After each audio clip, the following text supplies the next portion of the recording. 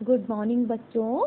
पिछली कक्षा में हमने ये दंतुरित मुस्कान काव्य के बारे में पढ़ा था, जिसके कवि नागार्जुन हैं। पिछली कक्षा में मैंने आपको पहला पद बताया था, जो इस प्रकार से था। दोबारा से पढ़ लेते हैं। तुम्हारी दंतुरित मुस्कान मृतक में भी डाल देगी जान, धुली धूसर तुम्हारे ये गात, छोड़कर तालाब मेरी झोपड़ी में खिल रहे जलजात। जलजात अर्थात कमल का फूल। परस पाकर तुम्हारा ही प्राण पिघल कर जल बन गया होगा कठिन पाषाण। मैंने बताया था आपको कि यहाँ पर कवि का एक छोटा सा बच्चा है, जिसकी उम्र केवल 6 महीने की है, और उस बच्चे के जब सुंदर सुंदर दांत निकलते हैं और जब बच्चा मुस्कुराता है तो कवि को इसमें जीवन का संदेश दिखाई पड़ता है।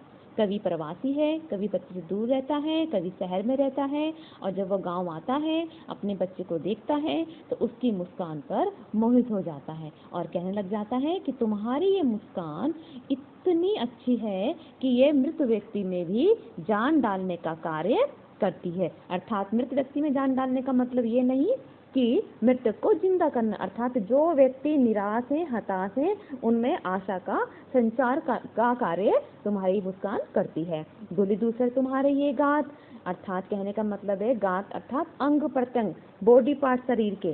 तो कवि कहना चाहते हैं कि तुम मिट्टी में, धूल में इस प्रकार से सने हुए हो तो तुम्हें देखकर ऐसा लगता है कि छोड़कर तालाब मेरी झोपड़ी में खिल रहे जलजात। बता चुकी हूँ, जलजात अर्थात कमल का फूल। तो वो कवि कहना चाहते हैं कि ऐसा लग रहा है कि झोपड़ी में कमल का फूल जो है वो तालाब छोड़कर झोपड़ी में आकर खिल गया। परस पाकर तुम्हारा ही प्राण, परस अर्थात स्पर्श पाकर पिघल कर जल बन गया होगा कठिन पाषाण। कवि कहना चाहता है कठिन पाषाण अर्थात जो पहाड़ है वो भी तुम्हारा स्पर्श पाकर जल बनकर बहने लग गया होगा। अर्थात जो कठोर से कठोर हृदय वाला व्यक्ति है, उसका मन भी तुम्हारी मुस्कान पिघलाने का कार्य करती है। अब हम पढ़ेंगे दूसरा पद। दूसरा पद पढ़ने से पहले शब्दार्थ के बारे में जान लेते हैं। दंतुरित बच्चों के नए नए दांत, धूलि धूसर गात, धूल मिट्टी में सने, अंग प्रत्यंग, जलजात कमल का फूल, अनिमेष बिना पलक झपकाए लगातार देखना, इतर दूसरा, मधुपर्क दही घी शहद जल और दूध का योग से जो देवताओं और अतिथि के सामने रखा जाता है, अर्थात पंचामृत, कनखी तिरछी निगाह से देखना, छविमान सुंदर।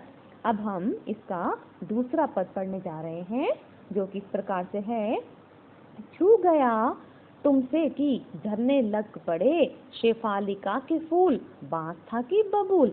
अब कवि फिर से क्वेश्चन करता है, फिर से प्रश्न करता है कि तुम्हारा स्पर्श इतना कोमल है, शेफालिका में से हमेशा खुशबूदार फूल झड़ते रहते हैं, तो तुम्हारा स्पर्श पाकर बांस और बबूल जिनमें हमेशा कांटे ही उत्पन्न होते हैं, लेकिन तुमने उसको स्पर्श किया तो उसके अंदर से भी शेफालिका के फूल झड़ने लग गए। अर्थात तुम्हारे स्पर्श से कठोर हृदय वाला भी सहृदय बन गया होगा।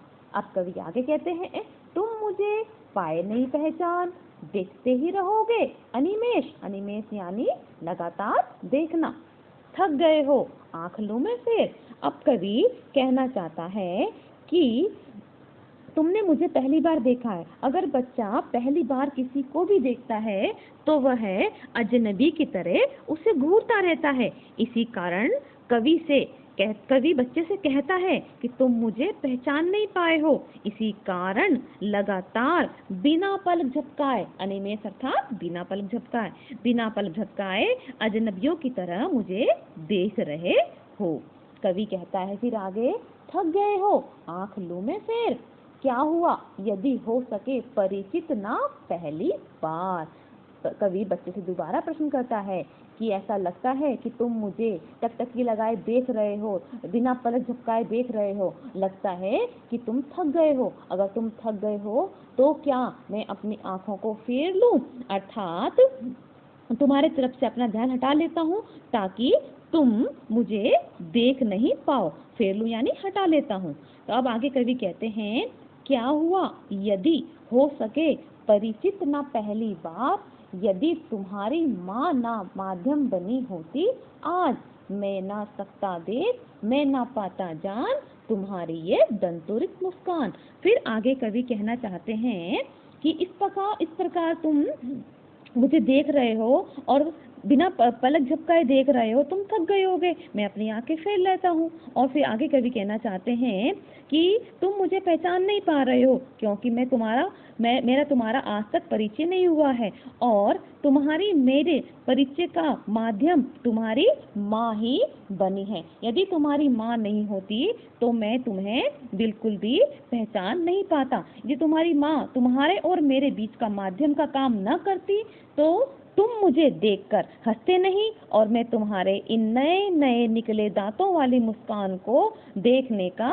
सौभाग्य प्राप्त न कर पाता। अर्थात बच्चे और कवि को मिलाने का माध्यम माँ बनी हुई है, तो वो माँ को ही धन्यवाद करता है। कवि कहता है कि तुम्हारी माँ ही माध्यम है। अगर आज तुम्हारी माँ ना होती तो ना मैं तुम्हें देख सकता, ना मैं तुम्हें जान पाता, और ना ही तुम्हारी यह मनोहर मुस्कान मैं देख पाता।